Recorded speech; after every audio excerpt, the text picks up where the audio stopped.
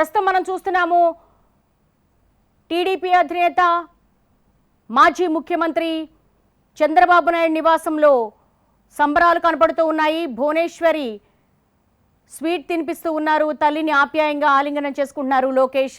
ప్రస్తుతం టీడీపీ అధినేత చంద్రబాబు ఫ్యామిలీ నుంచి అసెంబ్లీ లోక్సభ ఎన్నికల్లో పోటీ చేసిన వారంతా విజయం సాధించారు.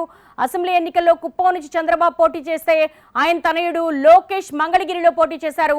చంద్రబాబు వియంకుడు నందమూరి బాలకృష్ణ హిందూపురం నుంచి పోటీ చేశారు. బాలకృష్ణ చిన్నల్లుడు భరత్ విశాఖ ఎంపీ అభ్యర్థిగా బరిలోకి దిగారు.